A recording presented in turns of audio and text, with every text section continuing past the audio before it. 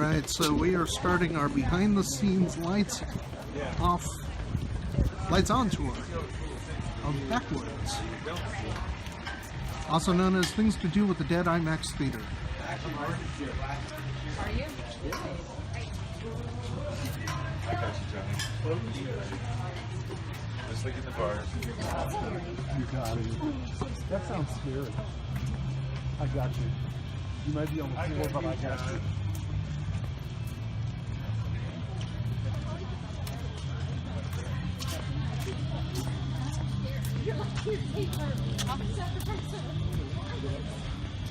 Like my mom. Every single time she gets scared, she is my mom. You know, and it's not bad when she's dark as a child. She just grabbed whatever to save herself.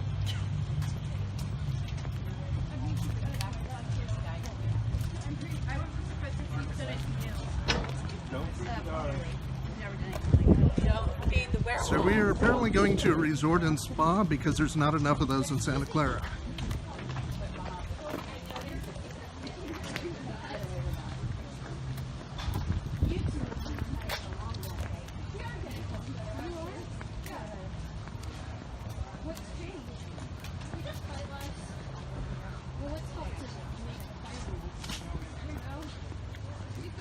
I know on videotaping, just to let you know. Strangers.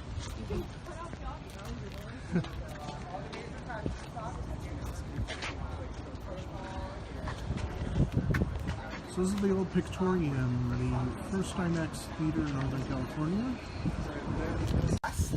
And the building is our old IMAX Pictorium. It is now converted to a maze for haunt, and it's only used 18 nights of the year. We took out 6 rows of seats and we cemented over those rows, and the whole maze sits on top of the cement pad. And then we built a big giant water sandbox, like a sandbox but with water, a water box. And the entire maze sits in that. And so one of the design goals this year was really to make a maze that didn't feel like anything we've done here at Haunt before. What I mean by that is, we normally build 4x8 walls at times 300 walls, and we zigzag through an area and just kind of stick around. But this one's kind of an open floor concept where you see each other walk through it. We are able to use the height of the building. It's very tall in there, so we were able to simulate outdoors better through lighting and different sound effects and the height and scale of the buildings, because we weren't confined. You'll see when we go in there, you'll see the old seats in IMAX, they're still there, and then on the other side you'll see the wall, which the screen used to be, so it's kind of neat. And the story of Backwoods, I was joking with the other group that when I had named the maze, I realized that the maze is going to be situated behind Gold Striker, which is a wooden coaster, so it's Backwoods. And so that's where we started our story. And for the designers, typically how the maze process works, we all get around a table and we talk about what is the story. So the story is Backwoods Resort, and this is a camping resort town, and it's been overtaken by werewolves. So there's a good versus bad sort of scenario going on. The hunters are trying to get out, or they're trying to figure out what is lurking in the woods. And then around some surprise corners are the actual werewolves attacking you guys and our other actors. Sitting around that table really helps us with the story, because when we start layering in all the details, you'll start to see in there. It helps the props team figure out, okay, this is the kitchen, obviously we need kitchen supplies. This is the boathouse, we need fish and things like that. It helps our lighting designers understand what kind of looks we're going for, our sound designers as well. And then also, it helps our actors really kind of tell a story rather than just jump out and scare you. And that's also done through costuming and makeup, and all those little pieces come together. We started this one about June when we took out the Dia maze, and we built the substructure all in July. So I'd say this project started July, and we just filled the water up for the first time 2 days ago. And yeah. That's all I know about the maze. I actually, I'm the former entertainment manager. I now work for Cedar Corporate, so I help 10 other haunts happen, and this is kind of one of my last babies that I gave to the team, and they executed. So I'm really excited for everyone to see it. It's definitely a game changer for Great America. Oh, get backfired. It's a game changer for Great America because it kind of launches us into the next realm of design and production and stuff. So I'm really excited. Right? Do you have any questions? What happens if you have a great idea for a maze? How would you go about selling that to somebody or bringing that to your? Good question. So we're always accepting ideas and feedback. I'd be one of the ones to talk to via email. I can give you my So email. you're kind. If it wasn't really a good idea, you're not gonna make fun. One thing that's cool is that Cedar Fair has 10 theme parks, and so we're all doing different things and trying different things. If it works at one, and it seems like an awesome idea, like Zombie High worked at one of the parks, we roll it out to the other parks. It helps us share resources and things like that. I'm always open to suggestions. You'll meet Sean Lee at some point. He's the new entertainment manager here at the park. He's always having new ideas, and that's how we get better at all this. It's just collaboration and inspiration from things out in the road. Yeah, I get your card because I think it's a really good idea. Second is the maze that used to be here. You said was the something more thing. Dia de las Muertes. And I always have content. Fluorescence 3D one. Yep. That thing was awesome. Yeah. Yeah, I ran a three or 4 year course, and it was time to change it up. So we like to rotate the mazes as much as we can. If it's a really popular one, like Toy Factory, it's really hard to pull that away from our consumer, our guests, because they love it so much. But at some point, you have to rip the Band-Aid off, and you have to reinvent. You have to keep reinventing. This had some design challenges. One was we had to every year build the outdoor portion. And with fluorescent in the sun, every year our scenic artists had to repaint the entire thing. And when we only have one awesome scenic artist and we want to do other stuff in the park, it got tricky.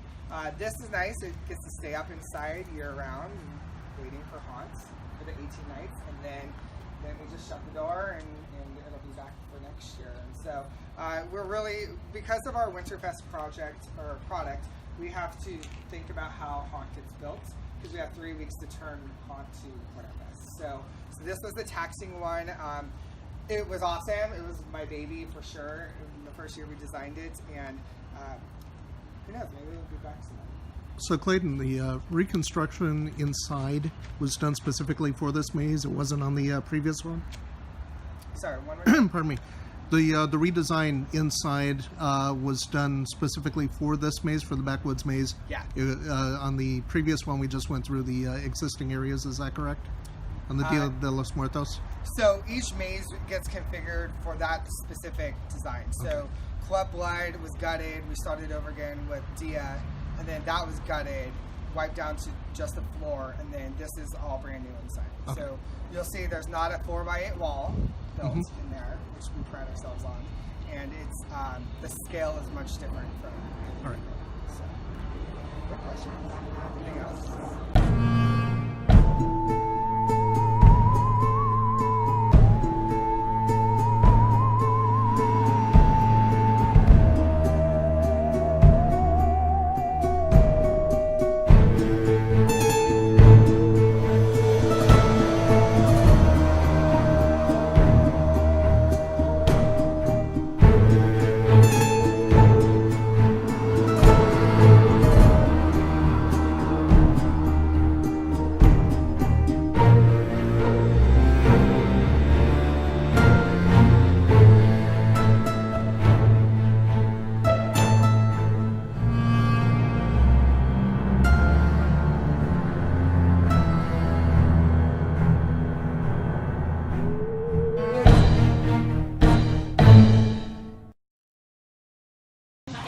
What do you do?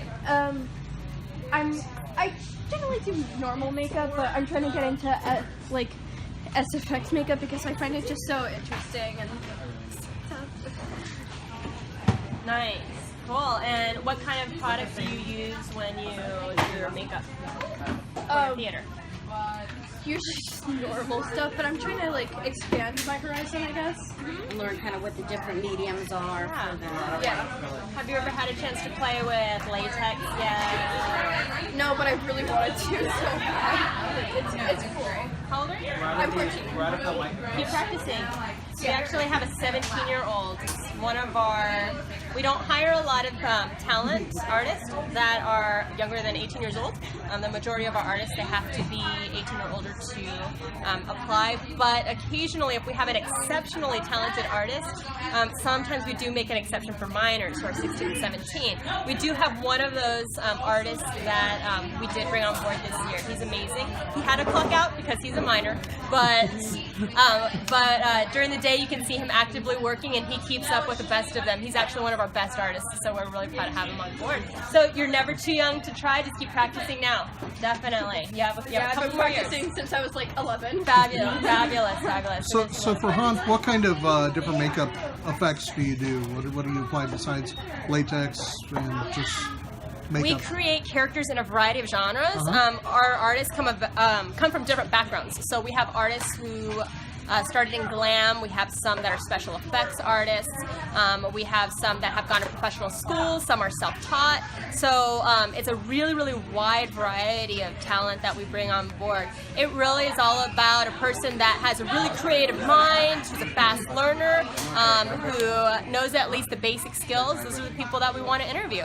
So you don't have to be an expert artist to apply with us. We want to see the creativity that you have. So what pushes the design? Is it the storyline of where the character is? Is it the character itself? Is it the actor? What's the basis behind how you design the makeup or the prosthetics? A lot of it starts off with a story. Yeah, there is a story behind every single maze that we have, and a lot of the character's backstory comes from the synopsis of the overall theme of the maze.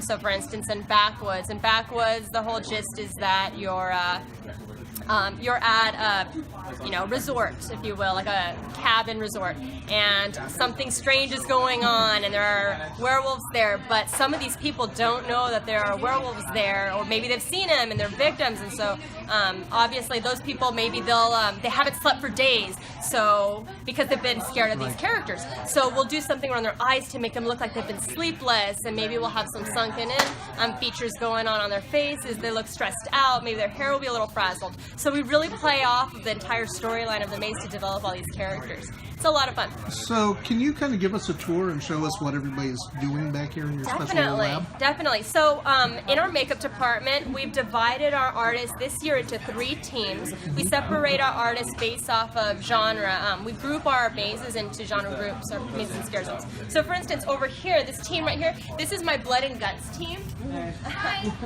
So they create all my zombies. They also create all of the characters for Slaughterhouse, or not Slaughterhouse, I'm sorry, we renamed it. Roadkill Roadhouse, exactly. So it's our blood and guts maze. So they're right now working on some prosthetics for some of our zombies in Underworld Alley, and then also from Zombie High. So is makeup also designed for the mannequins here, or if necessary? No, we Or is don't it just design. for the actors? This is exclusively for the actors. We have a separate team that's called Props Shop. Okay. And our props department, they create all of the different props and mannequins and things like that for all of our mazes, and they make them look elaborately gorgeous as well. Yeah, we exclusively deal with faces and hair for our characters. Yeah. But so this team right here, this is our, these are all the guys that specialize with zombies and blood and guts. We have another few artists on the other side. I'll take you over. We'll meet a couple of them, starting to wrap things Kicking up. your fan here. So the artists that are on this side, these are the ones that do more of the, they do Backwoods. So they do that, and they do a lot of the fantasy characters that we have as well. So they do Fairy Tales, Toy Factory, these guys, you guys don't do Fairy Tales. Well, sorry, no, my bad, I'm sorry. These guys are the people that do Wax Museum, so all of them are more human, but these guys are my glam team. So these are the ones that have backgrounds in glam and theater. So like Wax Museum, for instance, we have a lot of characters in Wax Museum who have a lot of heavy glam, especially at the entrance of it. So these guys all make them look gorgeous. And then we also have Madame Marie characters, some of those characters like flappers and that sort of thing. So Right. they So, make them so look both of those mazes are, you know, a few years old. Yes. And I know that they're updated year after Yes. year. Do you reuse the same makeup styles, or do you alter them year after year? The cool thing that we do, because we want our artists to be able to put their signature stamp. Every artist has their individual style. So with our artists, what we do is we'll give them a foundation to start with, especially if they're a new artist, because a lot of times they don't know what we're going for as far as look. We create these things on the back. They're called face charts. This is just a starting point for them to work with on some of the characters, and then from that they develop their own from those pieces. So it's a lot of fun. It's a lot of fun to work with them. Also, we do have lead artists as well. So in charge of every team is one lead artist who's a veteran, who's been working with that genre for a while, and that person serves as their guide to make sure that all of the looks are cohesive amongst the maze. There are no more than 7 to 8 artists per team, and that allows a lot of cohesion. There's not 30 artists doing one particular maze. No, I know talking with Clayton, he's explained that usually the next year's haunt, the creative design starts the minute the prior year's haunt ends, so it's a year-long Definitely. process. Oh, yes. What about in terms of makeup? How early do you begin the process? We start the year before as well. We look at what worked, what didn't work, what we can upgrade. Sometimes it's tough because we don't know what changes are going to be made in the mazes officially until the last minute, so we have to be very flexible to change as well. But we already start deciding by the last week of haunt, we already know what worked and what didn't, so that we can change it and improve it for the following year. But yeah, it's a lot of fun. And then also we're always upgrading our product as well. So this year we're using we use a lot of alcohol-based paint. That way it doesn't sweat off of our talent. So that way we don't have to do as many touch-ups at night. And our And if talent it love sweats, that they as well. get drunk with the alcohol, so... There you go, right? So the team over here, this is my fantasy team. Okay. These guys create all of my jesters, they create my Toy Factory characters, and also the characters for fairy tales as well. So I have some, she's creating a bear. Yeah. So, and then do we have a jester that's coming? No, we don't have any jesters out here right now, but yeah. Face charts are Yeah, so here's some face charts that one of our artists have made to kind of give her inspiration. So these are some of the looks for Toy Factory, Jestertown, and so on. So this is your creative design studio. Is there another area where it's actually applied to the actors? No, Or it all happens in here? All of the design for the face happens in here. Okay. Yeah, as far as the overall look, we team up with our wardrobe department as well, because we have to have a lot of communication so that we create one cohesive look. For instance, werewolves. We have to make sure that wardrobe is taking care of their heads. Do they do it? Do we do it? You know, are we just doing their face? What type of hair are they putting on the rest of the body so that we match whatever they're doing? Are they making gray wolves? Are they making brown wolves? So it's a lot of communication. It's a very symbiotic relationship that we have with them. They're our partners for sure. Cool. Do you have any questions? like how do I get like I'm really interested in like the prosthetics and latex, that area. Like, do you have any tips for like getting started with that? Yeah, start watching videos. Yeah, I already do. Yeah, there are some professional artists out there. B. Neal, for instance, big name in the celebrity makeup world. So if you wanted to get in special, follow people like that on YouTube. Don't just follow anybody. You want to follow experts in the field because those are the people that will train you in the right way. A lot of times we get artists that come on board and they interview rather, and they say that they've learned a lot of stuff off of YouTube. They come in and it's just a botchy job. So be very specific about the videos that you watch. Just, seek out the professionals. Those are the ones you want to emulate. In addition to videos, anything in the way of education that you might recommend? In Northern California, there's not a lot of here. There aren't a lot. There are a few face-off artists that are local in Northern California that have some schools that are smaller. Blush School of Makeup is in San Francisco. They're a smaller school. Not plugging them, but that's one of our local schools. Southern California has all the big ones. So she went to one of our schools in Southern California, So he kind of like teaches. Oh, she's overall- actually getting a hookup. She actually came from one of the schools in Southern California. We have a couple of a handful of artists that have actually gone through professional schools in Southern California from Hollywood. Now, is everything designed internally here? Do you do any work with, say, the other Cedar Fair parks in terms of designing makeup? They don't have any. They don't have any weight on the actual design that we create. The only thing that they have weight on is we get the majority of our prosthetics from Knott's Berry Farm because they're our sister park. Knott's Berry Farm actually creates the bulk of the prosthetics for all the parks. Because they have the ability to do that. Exactly, yeah. Okay. Hopefully one day we'll get there. That's our goal. Yeah. Great.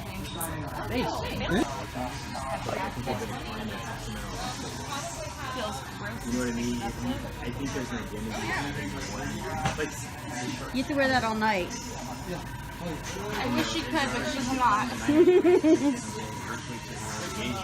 Well, you know, the winners of Makeup Supervisor. But as long as you have, I'm sorry, the others. That's a really good look for you.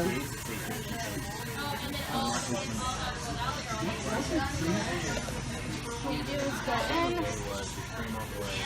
apply it on the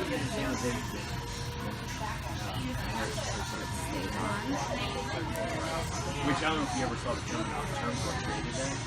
Basically, you and I own giants. God bless us every day. You and I, you own the giant animals. And you're thinking about moving. You're thinking about moving the giants. Santa Clara voted in that. And I know when you parks on the stove, when it was on the alcohol paints. the other These stay longer on compared to like water-based paints that you use that actually won't sweat it off, and it only comes off with alcohol. Right. So, what happened is Oakland, San Francisco, A cut-up chip brush. The chip brushes are usually like an inch long. You do is just cut them slanted or straight, and it's easier to flip like that. Gentleman's agreement, right? Gentleman's agreement. You get the south, we are in this area. So you see it just lightly comes like that, and you layer it up and build it up. So, and now, the problem is, we're both Close your eyes. still own the thing, and there's this sort of right? You have someone saying, go. So what? You would have, then you would have, yeah, it wasn't meant for but it is like this.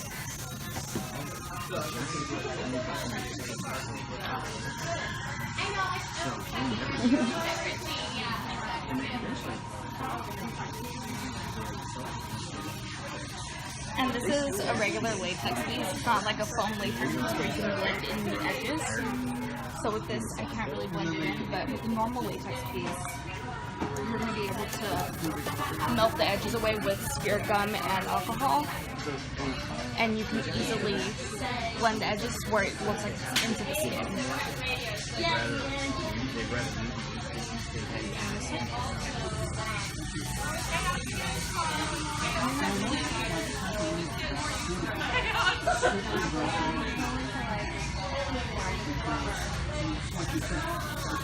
Basically, that's the gist of it.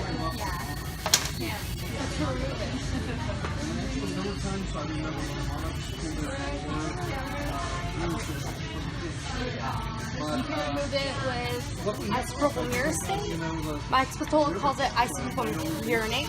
Like, get it? Yeah. So, what you do?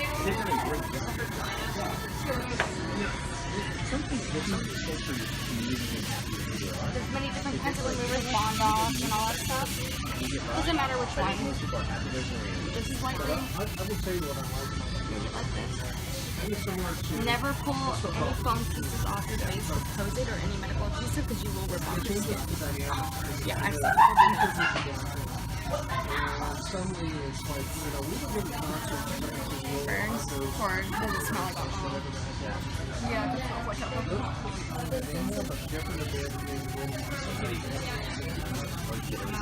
Give you some alcohol for your cheeks. Go ahead and spray them if you want to.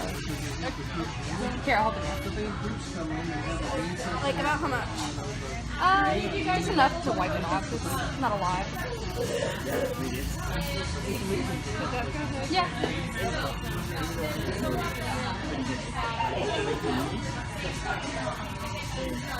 It comes off so easy.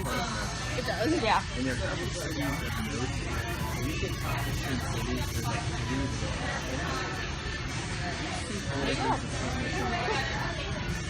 Well, I can also send you all of my instructors plus the lead administrator at Cinema Makeup School.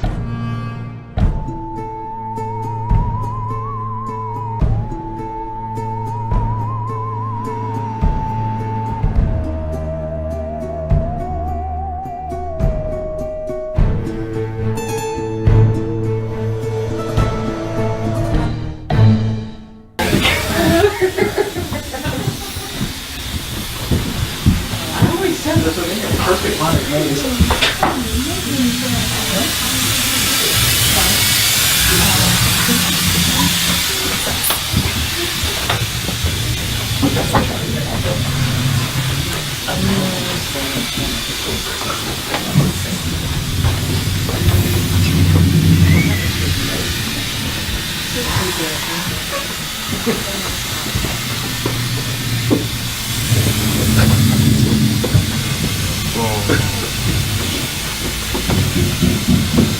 Come on, Cedar.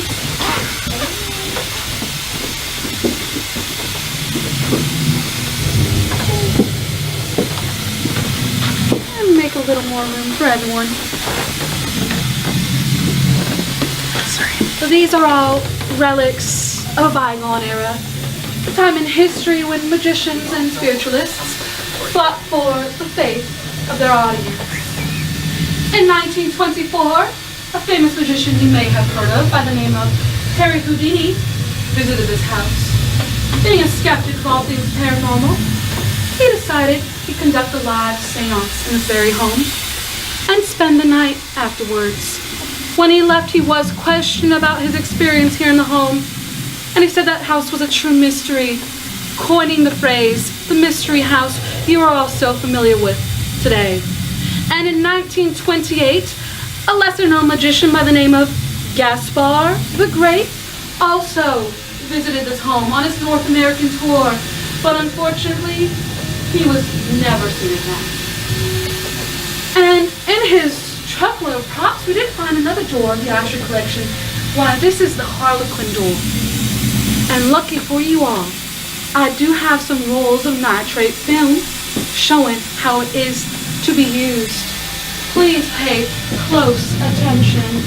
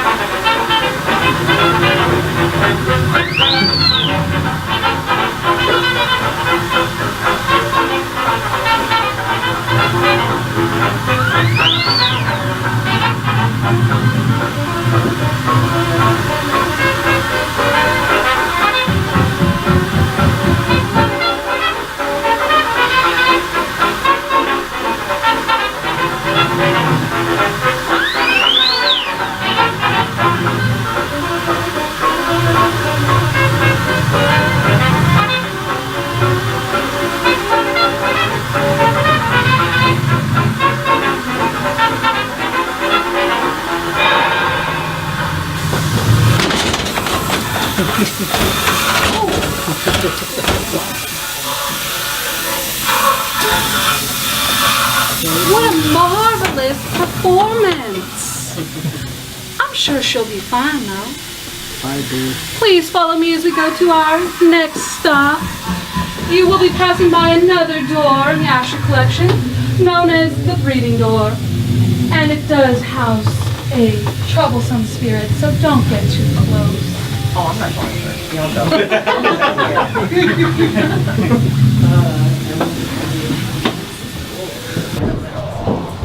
Yes, come closer, I don't bite.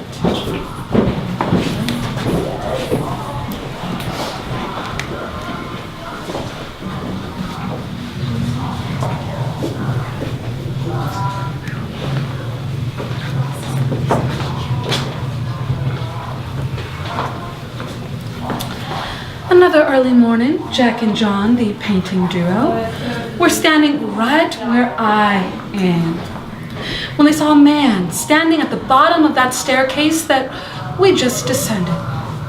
He was dressed in time period clothing and carrying a toolbox. When they called to him, he looked over his shoulder at them and started to ascend the staircase. When they chased after him, they saw that he was not there. That gentleman is him on the far right. He has been seen multiple places on the estate, most frequently down in the basement, pushing a wheelbarrow of coal down a long dark corridor. And so he has been named by the caretakers as the wheelbarrow ghost. However, he is friendly, and those that do encounter him say he oftentimes stops, waves, tips his hat, and goes back to his business. So if you encounter him, don't fret. And it is now we are seeing another door of the Asher collection. It is the outer hatch to the Britannic, the sister ship to the ill-fated Titanic I know you all are so familiar with. The Titanic sunk due to hitting an iceberg, while the Britannic had a deathly explosion. Maybe they should stop making ships. We don't know how we acquired this or why it's here, but do not get too close, as it has a tendency to leak. Excuse me. Oh no, okay. It's like an old meeting. It's